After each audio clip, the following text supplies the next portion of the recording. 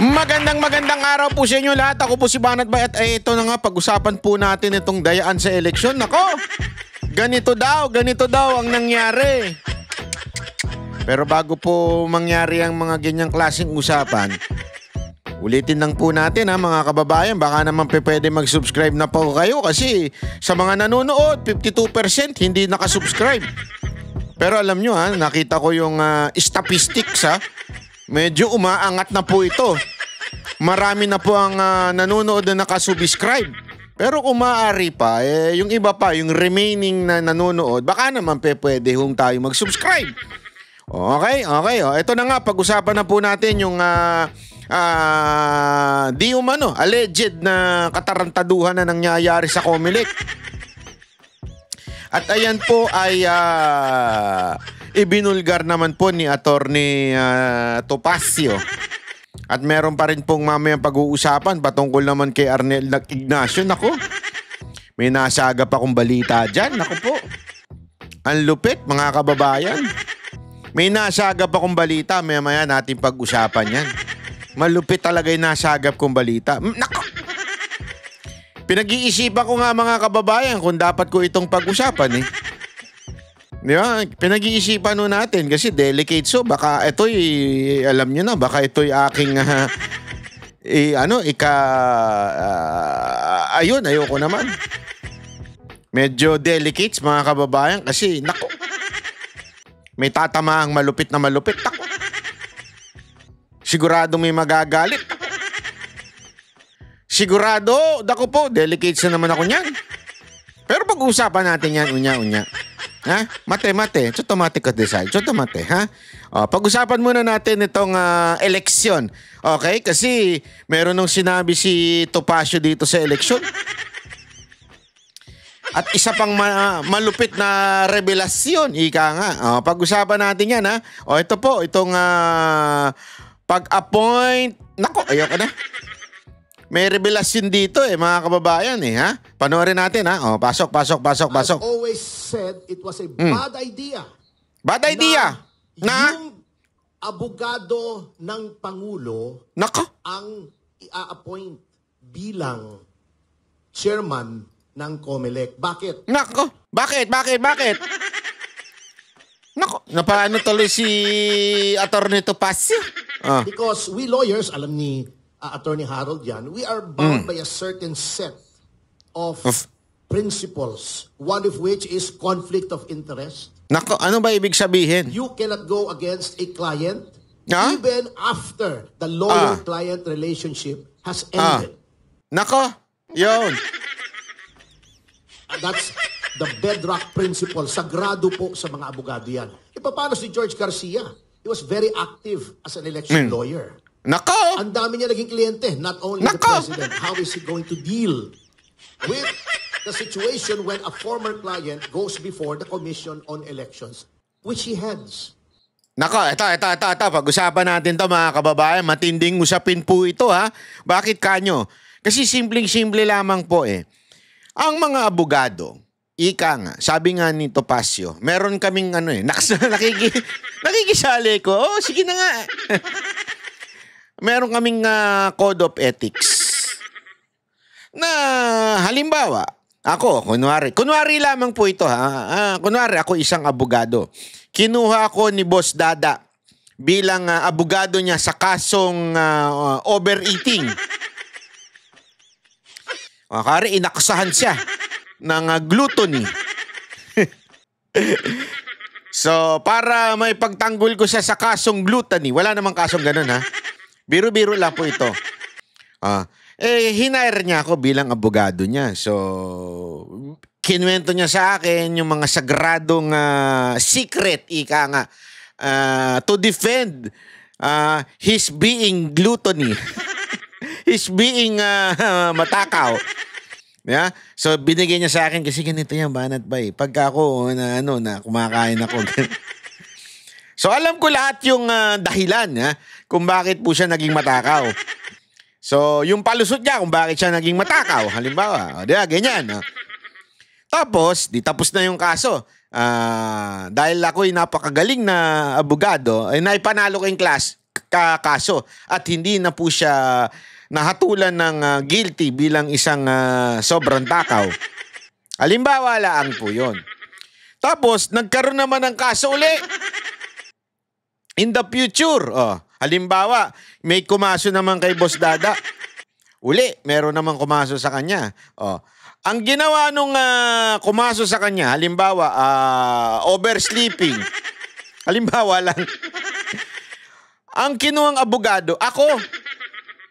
Bakit? Kasi siguro alam niya yung sikreto ni Boss Dada. Alam ko yung sikreto ni Boss Dada. So, para manalo siya, halimbawa, si J. Guevara yung nagdemanda kay Boss Dada, para panalo niya yung kaso, kinuha niya akong abogado. Pero ika nga, sabi nga ni Atty. Topacio, hindi pwede yung gayon. Ibig sabihin, mga kababayan, Code of Ethics yun, meron silang sagradong sinusundan na, sandali, dati kang abogado eh. Hindi ka pwedeng kunin na laban sa'yo in the future. Diba? I mean, kung ikaw naman may delikadesa, kung ikaw naman dapat hindi mo tanggapin nyo bilang isang abogado. Sandali, dati kong kliyente ito. Gusto nyo usigin ko ngayon itong kliyente ko? May mga tarantado pala kayo eh. Diba? Ganun. Halimbawa lamang po. Ganun yung sinasabi ni Atty. Topacio pagdating po kay COMELEC chairman. Ayan na. Ito'y malinaw. Si COMELEC chairman po ay sabi nga ni Atty. Topacio, siya po ay naging abogado ng mga politiko patungkol sa mga issue ng eleksyon. At kasama na po daw dyan ay walang iba kundi ang presidente na si Marcos the Junior.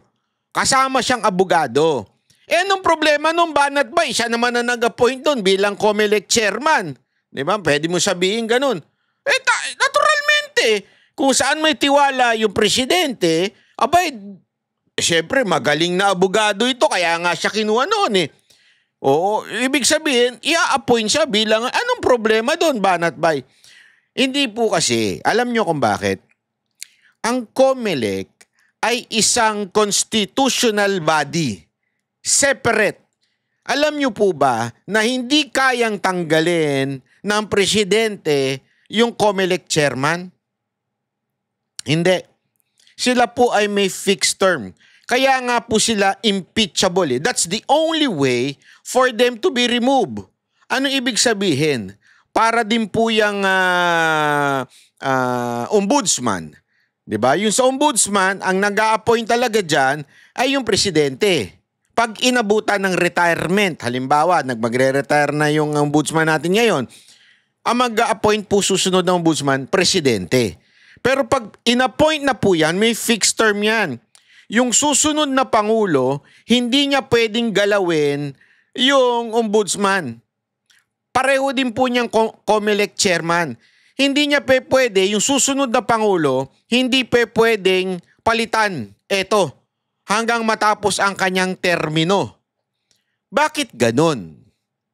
Anong ibig sabihin nun? Unlike yung mga secretary, they serve in the pleasure of the president. Kung hanggang kailan gusto ng presidente, pwede silang sibakin. Bakit itong COMELEC, halimbawa, ay hindi pwedeng ganun? Kasi nga po, mga kababayan, the idea is yung COMELEC dapat hindi ho sila bias sa mga judgment because yung kanilang panunungkulan bilang pinuno ng eleksyon ay dapat hindi makukulayan ng politika.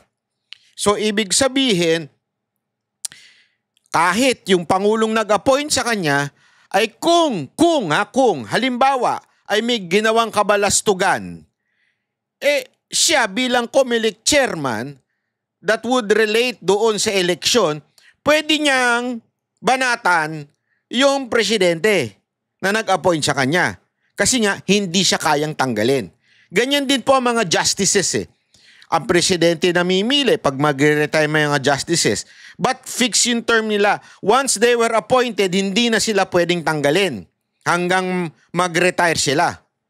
So, para magkaroon ng independence yung mga korte natin. Ganon din po sa COMELEC. The idea is para maging independent yung COMELEC. Ang sinasabi ngayon ni Topacio dito ay simple lang. Dati kang abogado ni Marcos. Paano mo ngayon kokontrahin kung sakasakaling may ginagawang katarantaduhan si Marcos? Kaya it will be a conflict of interest kung sakasakaling merong gawing pandaraya kuno ang Marcos administration. Bakit? Dati mo kasi silang client. Naintindihan nyo? Yan yung sinasabi ni Atty. Topacio na parang tila walang delikadesa etong si COMELEC chairman. Dapat, in the first place, tinanggihan niya nung una. Kasi ngayon, nakukulayan siya ng kung ano-ano. Bakit? Number one, iba yung sinabi niya before the election at pagpapaliwanag niya na mga dapat gawin pero hindi ginawa ng COMELEC. Pinakita na natin yan sa isang video natin. Sa katunayan, kahit po yung mga independent watchdog, nagsabing gano'n, nagtataka sila bakit late ang transmission. Hindi yon ang sinabi ni Chairman George Garcia. Number one yun. Second, yung mga overvotes. That overvotes can already, yung tinanggal kasi overvotes, ibig sabihin ng overvotes hindi sobra. Overvotes meaning sa sobrang may 17 million na kinancel. 17 million ng overvotes. Last time 1 million lang. Plus. This time 17 million. In other words, dahil sa sobra daw yung ibinoto, kinancel. Ilan ang amount nun? 17 million. That 17 million kaya na magpanalo at magtanggal doon sa 12. Second discrepancy. Una, yung sinabi ko sa inyo, di ba? Na iba yung sinabi sa ginawa. Pangalawa, etong 17 million na overvotes. Pangatlo, ay yung mga nanalo na hindi pinoproclaim. Nakita na po natin yan. Si BH, party list, etong si tawag dito, etong party list na Duterte Youth na kung saan ay binoto ng karamihan ng pulis at sundalo. And sad to say, Philippine Earth, mantakin mo, yung binoto ng pulis at militar na party list, which is Duterte Youth, na mga representante nila ay PM Mayor at PNPA. Yung representante nila, mga kababayan, mga uniform personnel. At alam nyo kung sino ang kinonsider ng COMELEC para hindi iproklama sila. Sino? Etong mga komunistang grupo. Mantakin mo, ang COMELEC mas pumanig pa dito sa mga komunistang grupo na nagrereklamo sa Duterte Youth na may mga kaso rin, may mga disqualification. As a matter of fact, convicted pa yung isang putang ina nilang representante. Yun pa ang pinanigan. Yung grupo na yun. Diba? Kaya galit na galit si Cardema Eto kaming pinagkatiwalaan ng mga pulis, ng mga sundalo, at kami pa ang gagawin ninyong tatanggalin ninyo bilang party list at hindi ninyo ipoproklama habang ang pinakinggan ninyo ay yung mga komunista kalaban ng ating gobyerno na may kaso mula sa ating gobyerno dahil sa kanilang mga maling gawain.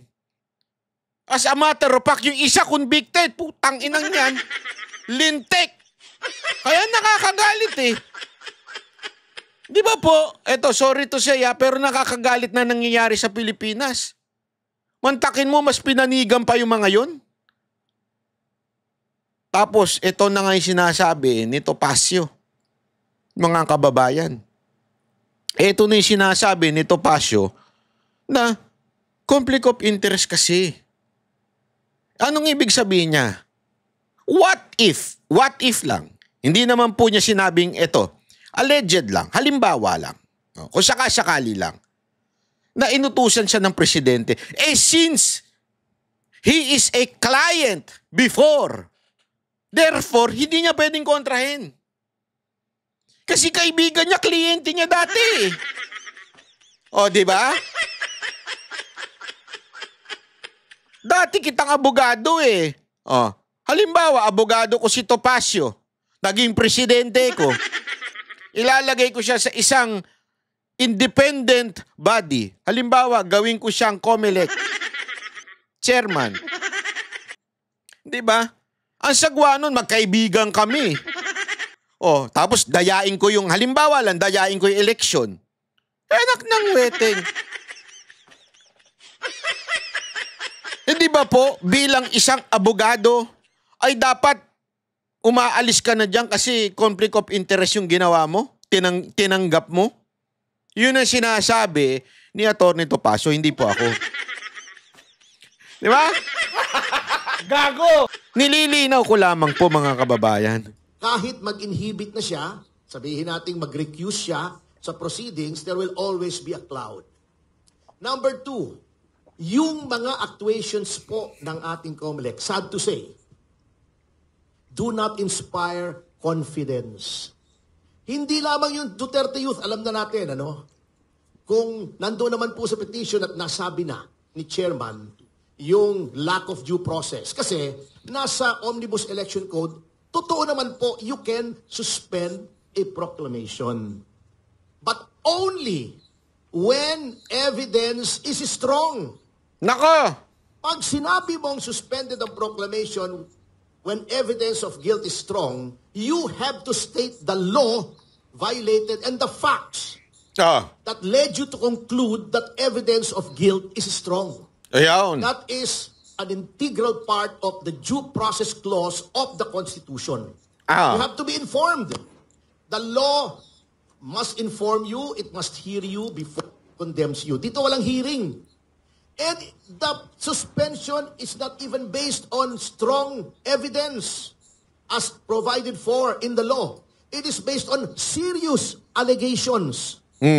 Allegations. Sinabi na ng ating Korte Suprema, accusation is not synonymous with guilt. Serious allegations.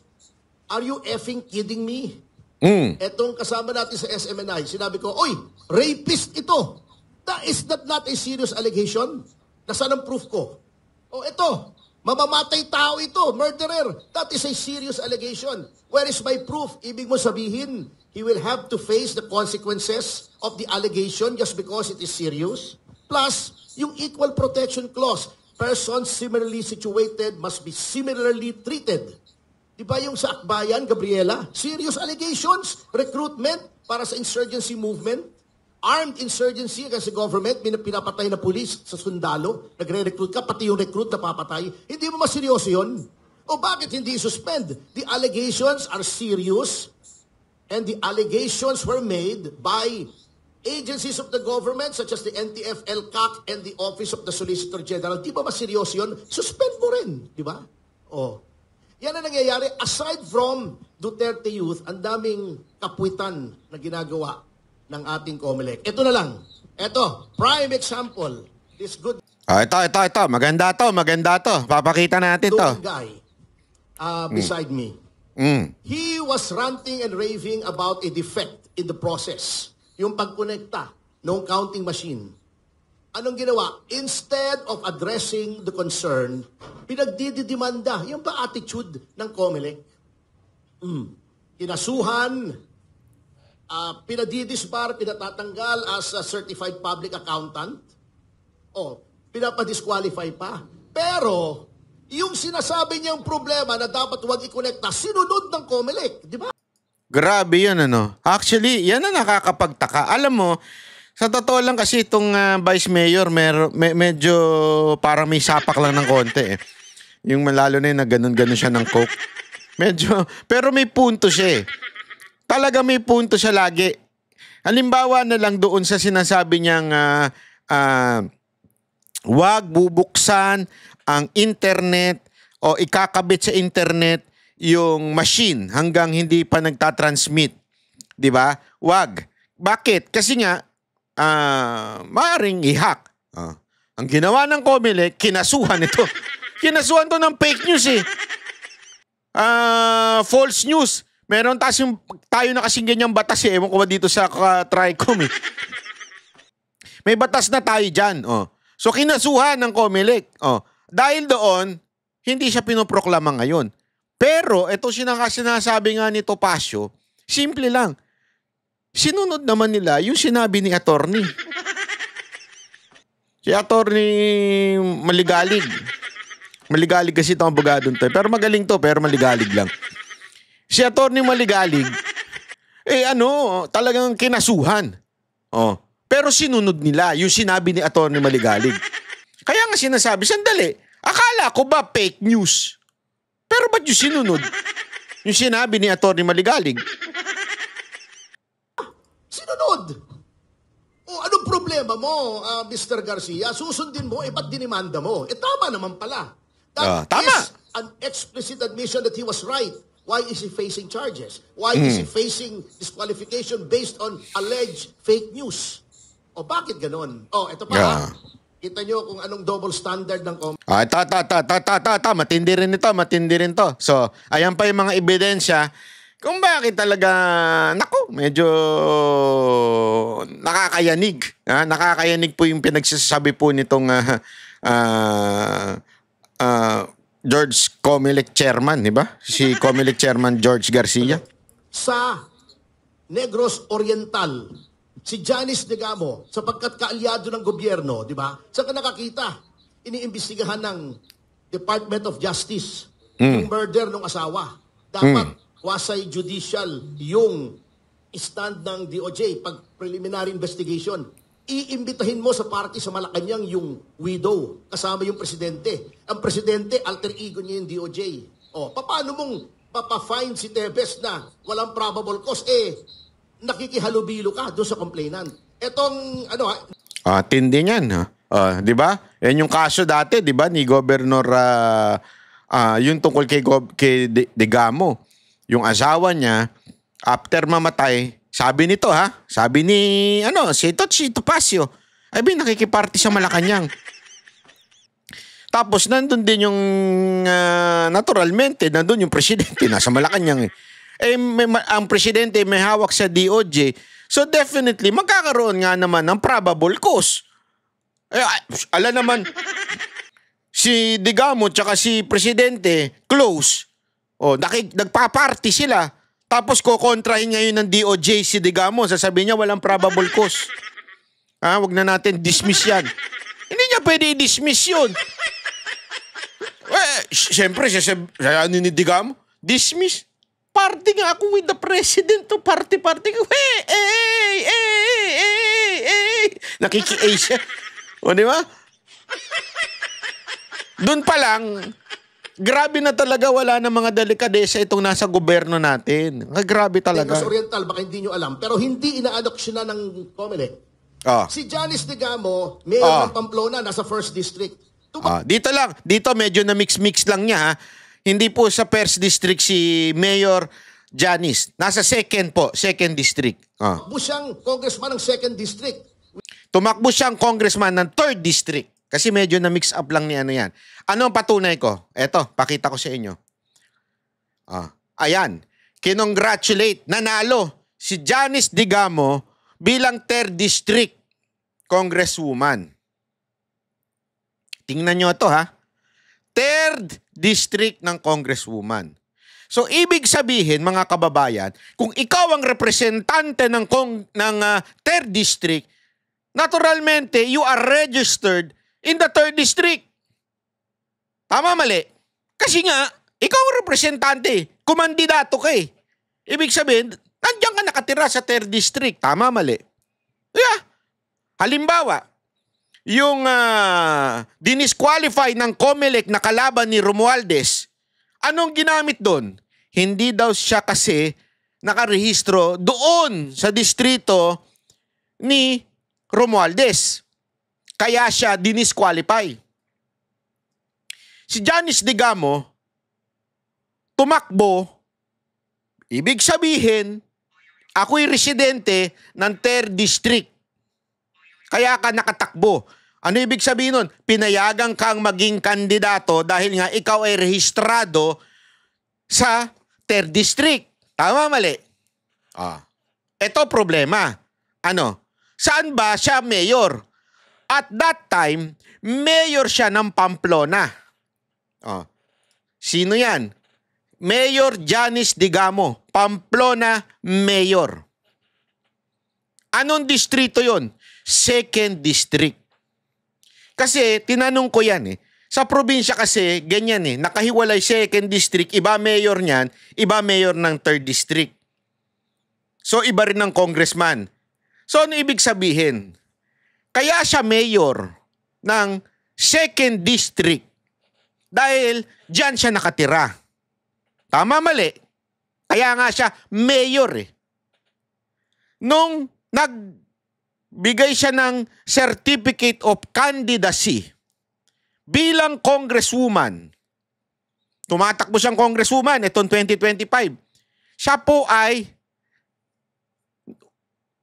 nagbigay ng candidacy niya bilang representante ng 3rd District.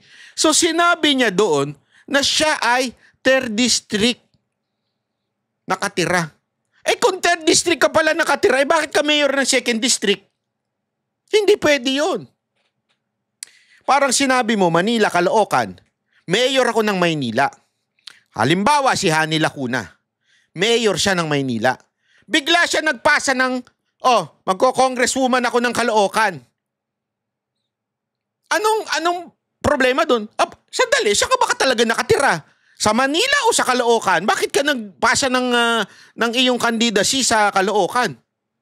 Ganon kasi ang senaryo nito. So sinasabi ngayon, abay sablay ito mga kababayan. Ito'y lantarang katarantaduhan na nagtataka nga si Topacio, bakit hindi inaksyonan? Sana man lang kinlaro mo na, sandali, Mayor Digamo, saan ka ba talaga nakatira? Sa 2nd District o sa 3rd District? Kasi nagbigay ka ng candidacy mo sa 3rd District Ba't ka mayor ng 2nd District? So ibig sabihin, it's either, dalawa lang yan, sablay yung DILG, bakit? Hindi pala siya residente ng 2nd District, bakit siya ang mayor doon? At hindi siya tinatanggal doon? Or sablay ang COMELEC. Bakit? Bakit mo tinanggap yung certificate of candidacy niya kahit nasa 2nd District siya nakarehistro? Sino nagsisinungaling? DILG o COMELEC? But ito ay napakalaking issue na dapat niresolba muna. Kasi yun ang sinasabi, sa Duterte Youth may isyung malaki kaya hindi siya pinoclaim. So dapat hindi pinoclaim etong si Digamo. Kasi ang gulo kung ng residente niya nasa 2nd ba o nasa 3rd. Yun obvious na, napaka-obvious na, and yet she was proclaimed as a congresswoman of 3rd District. Bakit itong Duterte Youth hindi? Kasi nga, conflict of interest. Why? Duterte Youth nagsampa ng impeachment kay Marcos. At si Marcos, dati niyang abogado, si Chairman Garcia. Case closed. Gago! Diba? Doon pa lang mga kababayan, ang laki na hong discrepancy nun. Yeah, sus. Kung ako judge, wala ka na. Kulong ka. You all know that before you can run for Congress in a district, you have to be a resident there for at least 1 year. Paano yung mayor ng bayan na nasa 1st District, residente ng 2nd District?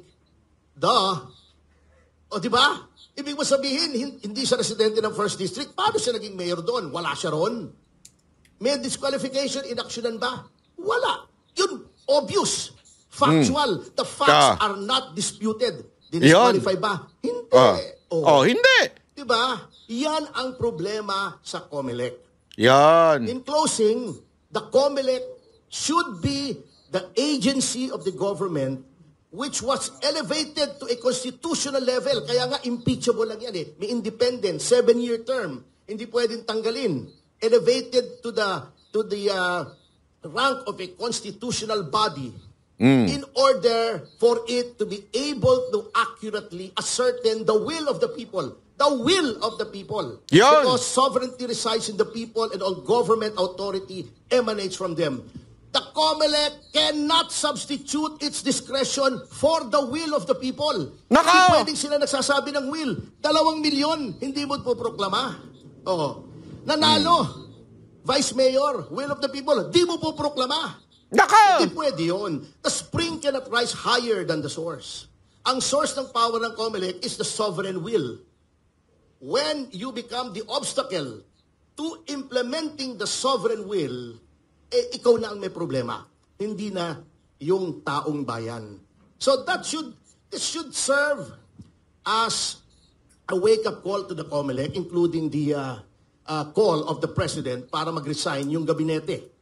I am still skeptical about that move actually, kung talagang sincere. Actually, there is such a credibility gap between the President now and the people na kapag sinabi ni Pangulong Marcos, ngayon ay Biyernes, baka i-fact check mo pa sa Google. Ganon katindi ang credibility gap ng Pangulo. Tignan natin kung sinong i-retain niya. Tignan natin kung yung mga weaponized na agencies like the Department of Justice, blatant.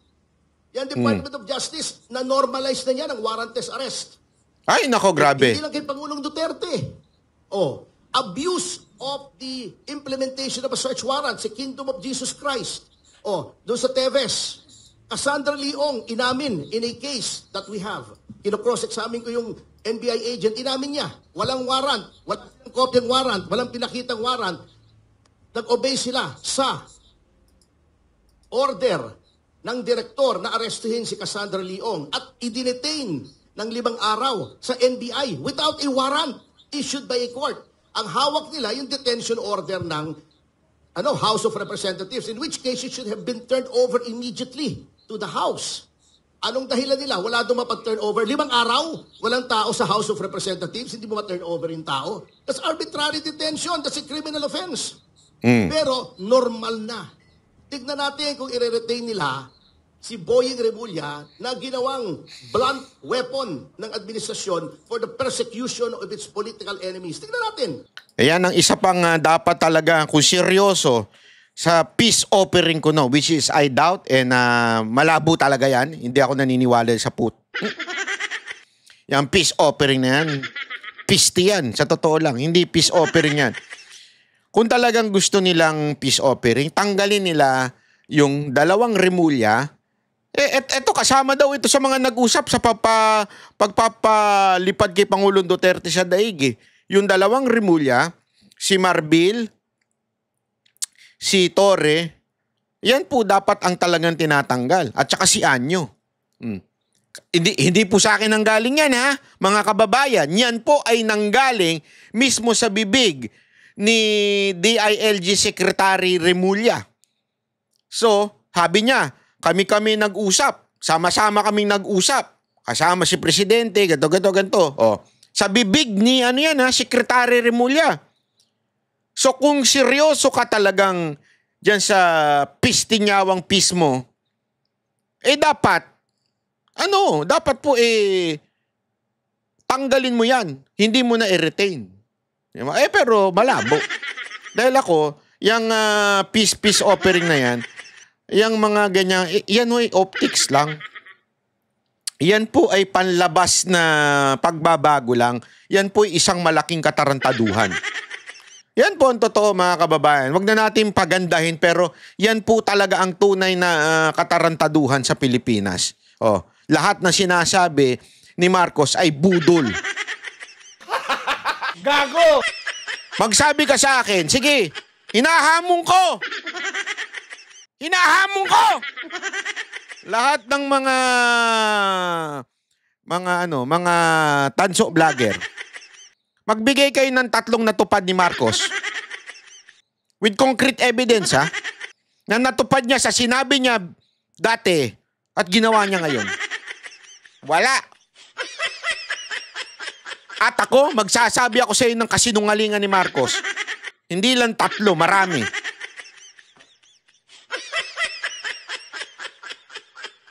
Itong presidente na itong pinakasinungaling na presidente sa kasaysayan ng bansang Pilipinas. That's the truth. Tanggapin nyo yan. Yan ang pinakasinungaling. Dukdukan ng kasinungalingan itong presidente natin. Ewan ko, presidente nyo pala yan. Depende sa i-retain ng Pangulo, makikita natin yung kanyang sincerity. Tingnan natin kung mariretain si Larry Gadon, Presidential Advisor for Poverty Alleviation, under whose watch self-rated hunger and self-rated poverty soared to record highs. Tingnan natin. Kaya nga mantakin mo ngayon. Eto, kayo mga kababayan na nanonood nito, hindi na ako kayo na magsabi, mas gutom ba kayo ngayon kesa dati? Kayo sumagot. Kung mas gutom kayo ngayon, palpak si Gadon. Siya ang tunay na bobo. Bakit? Hindi niya ma-advise na maayos ang presidente. Poverty siya So ibig sabihin, kung ikaw ay advisor, tungkol dyan sa poverty na yan, hanggang ngayon, lalong nagutom ang mga Pilipino, ibig sabihin yung advice mo ay isang advice ng kabobohan. Kasi, ba't kayo nagutom? Kaya nga, hindi ako sasagot. Wag na akong sumagot kasi bias ako Sasabihin nyo, bias ako. Banat ba, bias ka. At saka hindi ka naman mukhang gutom. Akala nyo lang, gutom ako sa pag-ibig. Gago! Hindi! Totoo. Kayo sumagot. Mas lalo ba kayo nagutom nung panahon ni Marcos? O mas gutom kayo nung panahon ni Duterte? Kayo sumagot. Sige nga. Kung sinasabi nyo mas gutom kayo ngayong panahon na to, bobo yung advisor ni Marcos patungkol dyan sa poverty na yan. Tignan natin kung mariretain sa agriculture.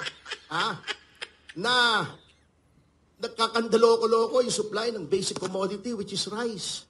Tignan natin kung sinong re-retain, kung sinong hindi. Then, we will pass judgment. At pag hindi pa naayos ng Pangulo ito na naman, baka last opportunity na niya to regain whatever shred of credibility he has left. Whatever prestige the Marcos name has left. Tignan natin kung kakayanin niya. I give him the benefit of the doubt, but I doubt the benefit. Thank you. Ay, grabe doon. Benefit of the doubt I benefit. Ang bihira. Parang nagulo ako doon Hirap talaga ng mga abogado. Minsan magugulo. Biro lang Grabe mga kababayan. Talagang malupit po itong pangyayari na ito. Dito mo makikita talaga na kaya tuloy, pinagdududahan ng taong bayan. Diba? Pinagdududahan ng taong bayan, itong nakaraang eleksyon. Kasi kitang-kita na ho natin, kaliwat kanan po yung masasabi nating issue. Ika nga. Masasabi nating hindi tama na nangyari. Iba't iba yan. Ilang punto yung pinunto ko sa inyo. Ito yung bagong punto ho ni Topacio.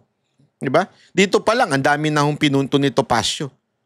So, yan dapat talagang wag natin tantanan at sagutin talaga ni George Garcia. Kasi hindi pwedeng gayan-gayan lang Diba? Hindi pwedeng gayan-gayan lang, pababayaan na lang.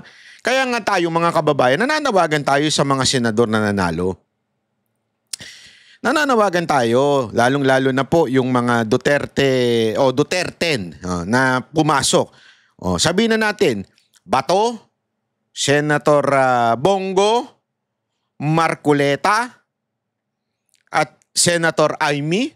Bakit? Kasi, di ba, pinili nyo rin yan yung mga ibang Duterte dyan So, responsibilidad nila ngayon. Tandaan ninyo, naging chairwoman pa ito ng pagdating sa eleksyon. At si Camille Villar, sisingilin namin kayo ngayon. Inendorso kayo ni VP Sara Duterte. It's time for us na maningil sa inyo. Sabi ko nga sa inyo, hindi porket Duterte senator ka, ako sisip-sip sa'yo at mananahimik. Hindi. Kahit kaibigan po natin to si Senator Bongo tsaka si Senator Bato, kahit nakikilala natin yan, sisingilin ko pa rin kayo bilang isang mamamayan. Alam ninyo na hindi tama ang nangyari sa eleksyon. Alam ninyong merong discrepancy sa nangyari sa eleksyon. Gumalaw kayo. Inaasahan namin kayo. Huwag po kayo manahimik porket nanalo po kayo. Dahil magagalit ang taong bayan sa inyo. Kay Senator Marcoleta, inakusahan mo before si COMELEC chairman ng may offshore account. As a matter of fact, nagsagutan pa nga kayo. I think nagdemanda pa ata to si chairman Garcia. Meron kayong akusasyon. Ngayon ang pagkakataon bilang senador, na dinggin mo kung talaga bagang nagkaroon ng dayaan itong nakaraang eleksyon. Ito ang pagkakataon mong umangat, Senator Marcoleta. As a matter of fact, people voted for you because you were somehow has the yung image ni Senator Miriam Defensor bilang matapang, matalino, at higit sa lahat hindi nai-impluwensyahan. Ngayon, ipakita nyo ito, Senator Marcoleta. Kami believe sa inyo. Ako, believe akong personal sa inyo. Sa tapang na pinakita nyo sa kamera. That's why we supported dito sa pagkakataon nitong 2025 election. We supported you wholeheartedly. KOJC supported you. And you know that, Senator Marcoleta. Todo ang suporta sa iyo ng KOJC. As a matter of fact, isinama ka sa lahat ng poster. Sinuportahan ka. Hindi lamang po KOJC. Taong bayan ang sumuporta sa inyo. That's why we are expecting you to be our voice in the Senate.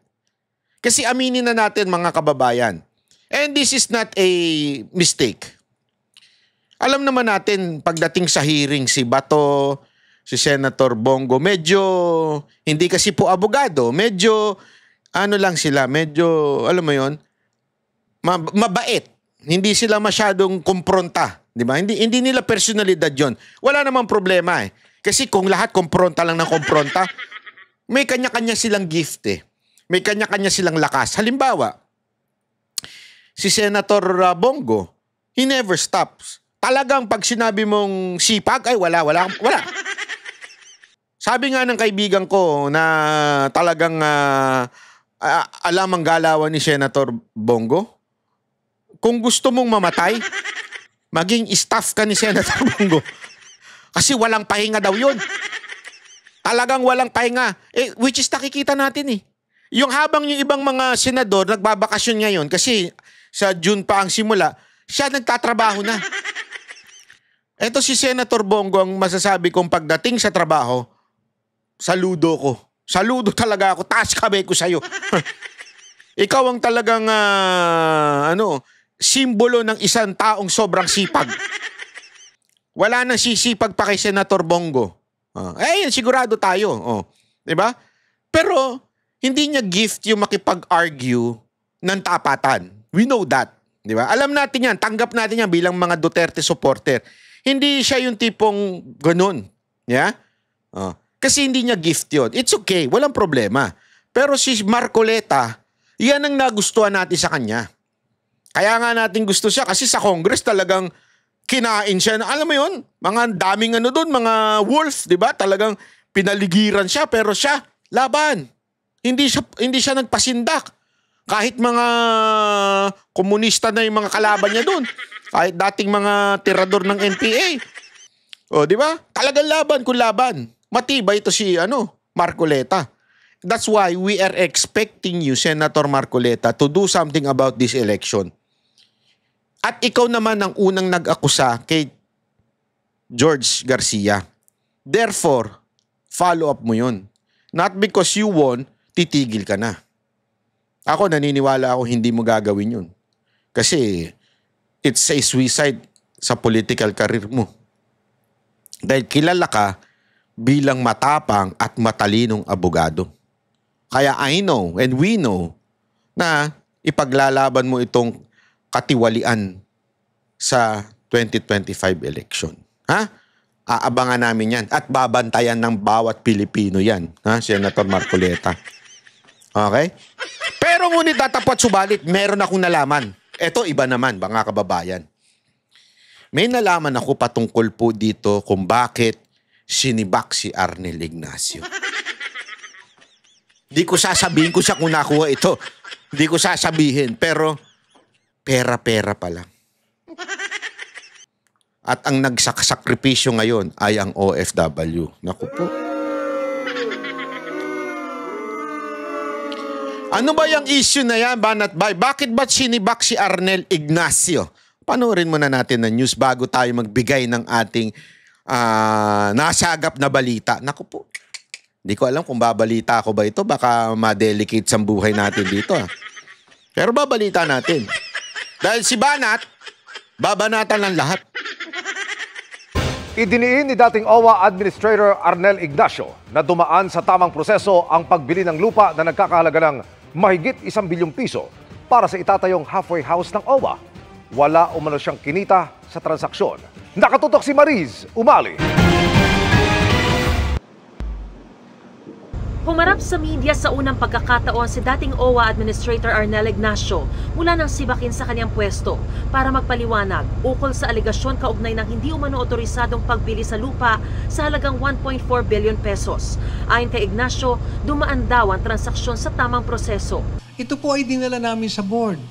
Dinala namin sa board bilang report ng OWA at binusisi ng ilang technical working group na binuo rin po ng aming chairman na si Chairman Secretary Hans Kakdak. Nakaibigan ko. Nako. Bakit kanya sinasabing hindi daw dumaan? Mamaya may kwento ko sa inyo. Hindi ko nga alam mo, iniisip ko ngayon kung ikikwento ko eh. Tandaan ninyo, dati si Mocha dyan. Kaya alam ko mga baho na mga putang ina dyan. Hindi ko na nasasabihin ko sino. Pero alam ko, yung baho ng mga animal dyan sa loob ng OWA. Maniwala kayo sa akin, amoy namin yan. Buti na lang talaga, si Pangulong Duterte matindi ang tiwala kay Mocha. Buti na lang talaga, basta, ituloy mo muna, Arnel. Walang nakitang iniliban na hakbang. Lahat ng mga requirements sinunod at sinabing maayos ang aming pagkakasunod sa RA 10752. So, ito po ang kaya ako gulat na gulat na tinawag itong anomalous deal. Ang biniling lupang may lawak na 6,499 square meters malapit sa NAIA Terminal 1, inilalaan para sa itatayong halfway house ng OWA.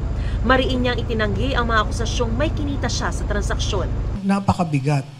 Pagkatapos napakaraming aligasyon sa akin. Saan ang galing?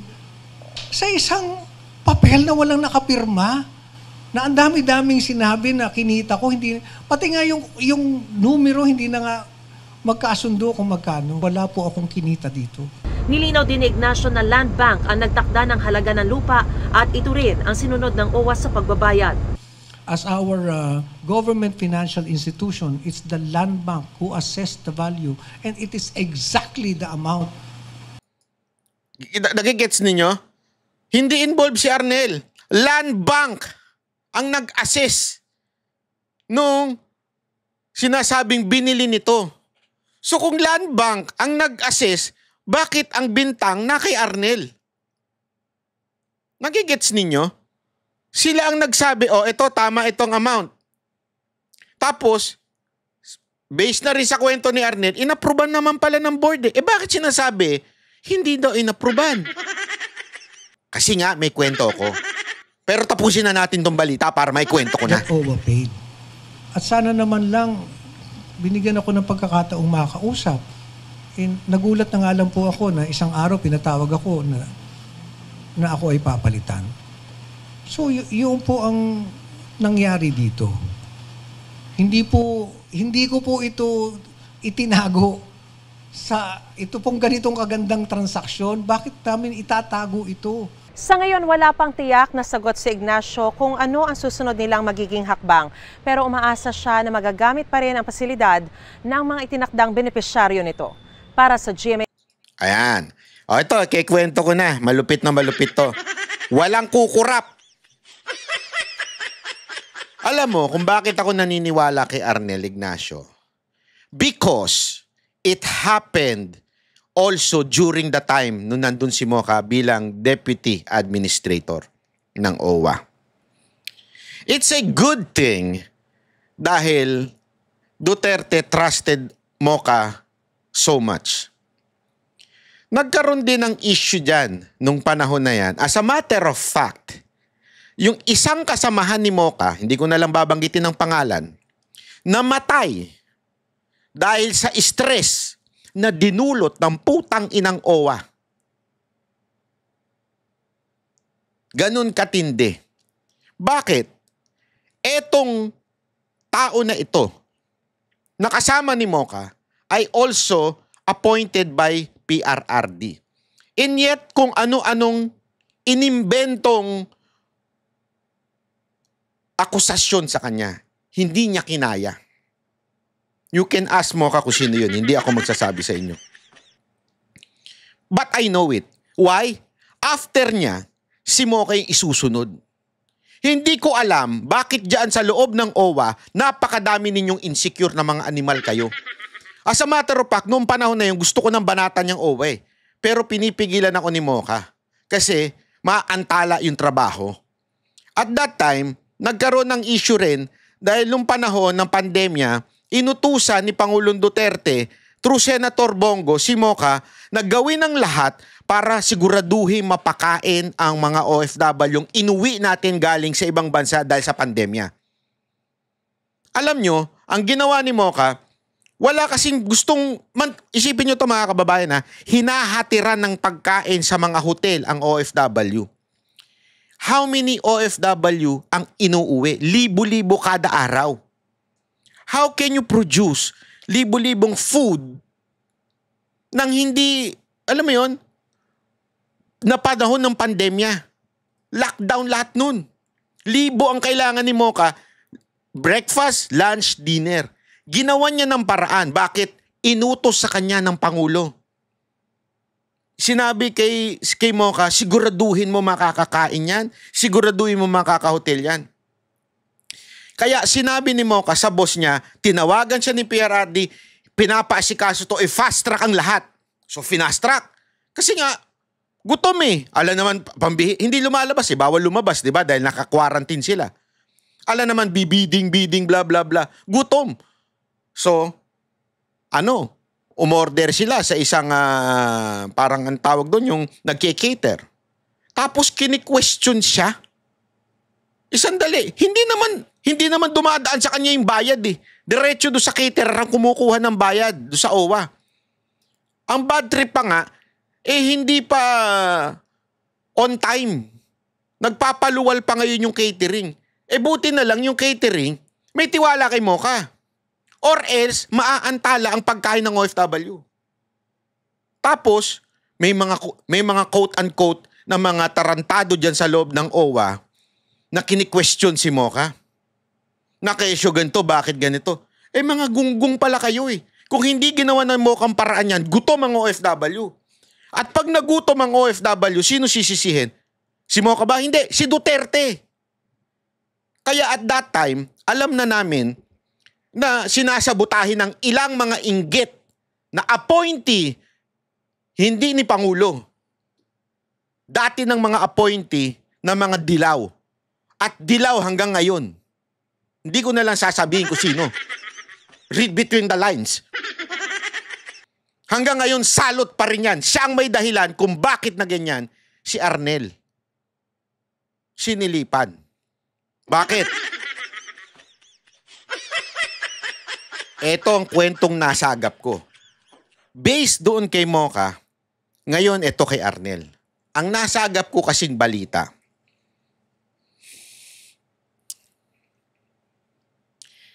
Eto daw si Arnel, hindi alam ang kalakaran. Gago! Anong kalakaran yun? Sa bawat proyekto, kailangan merong bahagi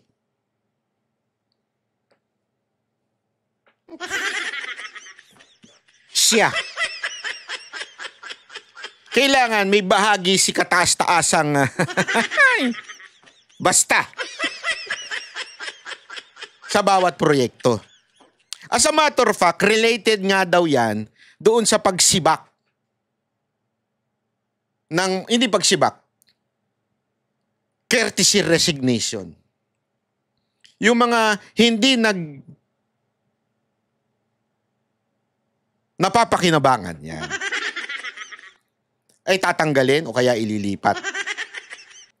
Sa madaling salita, yung mga quote-unquote tuwid o ayaw hindi mapakinabangan, ililipat.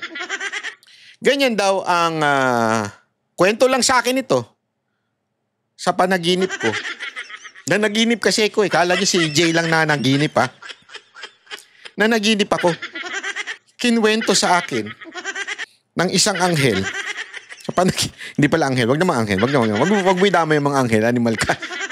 Kinwento sa akin ng isang ibong tralala na nagtaka kasi sila, ang laki nung budget, hindi man lang sila nakinabang. Ang laki daw ng budget na naisara, naayos ni Arnel at hindi sila nakinabang. Kayo na lang mag-isip kung sino yung sila. Problema nyo na yan. So, hindi sila nakinabang. Kaya, sinibak si Arnel. Kasi, parang sindikato na daw yan. Kailangan, bawat proyekto, merong pakinabang ang... Gago! Hindi alam ni Arnel. Kasi nga, Duterte supporter siya. Walang kalakaran ganyan nung panahon ni Duterte. So, hindi alam ni Arnel na kailangan sa bawat proyekto may ganitong pakinabang si... Pangalanan nyo nga kung nahuhulaan nyo kung sino yung nakikinabang na yun. Pangalanan nyo nga. Ilagay nyo dyan.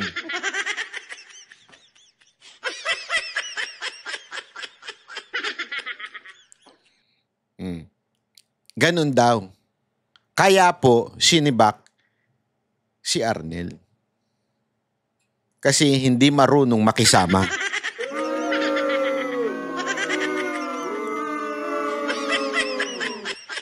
Yun ang nasagap kong balita. Sa aking panaginip. Ulitin ko sa panaginip ko. Gago! Nasagap ko lang yan. Habang humihilig ako, biglang merong bumulong sa akin. Hindi kasi nagbigay si Arnel O yan, tuloy na si Bak. Ganun na daw ang kalakaran kasi sa lahat. Pag hindi ka nag-abot, hindi ka talaga magtatagal. Masyado daw, ewan ko, sabi, tuwid daw to si Arnel. Hindi naman niya alam. Kasi nung panahon naman ni Duterte, walang ganyan Yung abot-abot, walang ganyan. At isa lang ang nag-a-appoint nun. Kay Arnel daw, no comment. Kaya nga mga kababayan, ang problema dito, this is a serious matter. Ang problema dito, OFW ang tatamaan. Kasi, sabi nga nung nakausap ko sa panaginip lang to. Huwag niyo seryosohin. Sabi dun sa panaginip na nakausap ko, ito daw kasing gobyernong ito, wala silang pakialam kung merong maisilbi sa taong bayan. Ang pakialam nila kung papaano sila makakalikom ng limpak-limpak na palakpak. Kayo naman. Palakpak. Gago! Di ba? Kaya kung alam ninyo kung sino yung tinutukoy ko, kayo na lang sumulat. Bahala kayo. Basta, read between the lines. Ganun daw kasing kalakaran ngayon. Nakakalungkot, di ba? Etong taong matino na gusto lang niyang pagsilbihan ng mga OFW, gaganituhin, sisirain ang credibility. Alam mo, si Arnel, hindi niya kailangan magagaganyan. Pero bakit nila ginaganyan yung tao? Even among all the alam mo yun, sa industry, nakilala siya, hindi ganyan yung tao na yan. Masungit, may pagkamasungit yan. That's truth. That's the truth. Pero hindi ganyan yan. Masungit lang yan kasi ano yan parang prangka na tao yan. Pero pagdating mo sa trabaho, sa OFW, hindi mo mapapantayan ng concern yan. At alam ko, dahil maraming sindikato dyan na inoperate si Arnel kasi nga panahon siya ni Duterte. Alam mo, matagal na yan. Panahon pa lang ni Mocha, puro mga appointee na ng mga dilaw ang naandyan. Hindi lang sila makapalag noon dahil pag si Presidente tumawag, mantakin nyo si Mocha ay Deputy Administrator. Ano ibig sabihin nun? Siya lang yung pangalawa. At tulad ngayon, administrator si di ba? Si Arnel. At that time, may administrator pa. Hindi si Mocha ang nasa top. Deputy lang siya. Bakit siya ang tinatawagan ni Pangulong Duterte at ni Senator Bongo? Ayusin ang mga OFW nun. Kasi nga may tiwala sila kay Mocha. Kaya ang daming insecure dyan kay Mocha noon. Sobrang daming insecure dyan kay Mocha noon. Kasi mantakin mo, mas mataas ako sa'yo, ikaw ang tatawagan ng presidente. Kasi it doesn't matter to Mocha. Kasi wala sa wala sa kanya yung, hindi akong tinatawagan ng presidente. Hindi, sa kanya, kawawa ito mga OFW, tulungan natin. Hindi na ito question na sino mas mataas. Kasi mantakin mo siya ang pinapadala sa ibang bansa para siguraduhin ang kalalagayan naman. Kaya nga, di ba, kinwestiyon siya. Bakit ang dami mong biyahe? Bakit di nyo itanong ang Office of the President? Akong pinapupunta para siguraduhin na maayos sa mga OFW Hindi, dami niyang, totoo, kinwestiyon yan. Hindi sila makapaniwala. Bakit? Ewan ko ba't walang tiwala sa boss niya. Kaya ngayon, ganyan sila kapraning dyan sa loob ng OWA. Mga praning yung mga tao dyan siguro, naisip nila, naku po, eto na naman, tao ni Duterte ito. Kaya nagawan. Kaya nga alam nyo mga kababayan, ngayon meron niyang isang sekretary na dating appointee ni Pangulong Duterte. Hindi ko na nga alam pinupuri. Bakit? Baka mamaya ma-insecure na naman yung mga nasa taas Alam mo naman yung mga nasa taas, animal yan At hindi to corrupt. Kaya nga, just in case, hindi ito ibalik, alam ko na. Kasi, malamang sa malamang, hindi na naman ito alam mo na, hindi ito nagpakain sa sistema. O hindi ito, alam mo yon, hindi ito nagpasakop sa sistema. Kasi sa sistema ng atin sa bansa, kailangan laging meron si Mama Mia, sana niya, oh, siya masikal niya. Di ba? Kumakanta lang ako kasi nakita ko yun sa YouTube ko yung Mama Mia na Mama Mia. Alam niyo yung song na yun? Pang mga matatanda na yun. Sigurado ko alam niyo yung kanta na yun. Diba? Walang kinaugnayan yun sa topic. Kinakanta ko lang. Mahilig lang talaga akong kumanta kahit walang hilig sa akin ng kanta. Di ba po? So hanggang dito na lang po mga kababayan ha. Kita-kita po ulit tayo. Sana naman. Sana naman. Kung pwede lang. Kung pwede lang naman. Baka naman pwedeng mag-subscribe na rin kayo. Ayan po ang nanonood sa akin. 52% hindi nakasubscribe. 47% lang ang nakasubscribe. At kung maaari din, di ba? Kita nyo yung QR na yan. Hindi ho yan na, hindi yan po display para lang tingnan. I-scan nyo. Para mag-follow kayo sa Facebook ko. At kung gusto nyo na rin, sa TikTok ko na rin. Para magsawa kayo sa pagbumuka ko. Okay? Maraming salamat po. Mabuhay ang Pilipinas. God bless the Philippines. Bye-bye. Yan ang Banateros, boses ng ordinaryong Pilipino. Banateros ay walang makakaawan.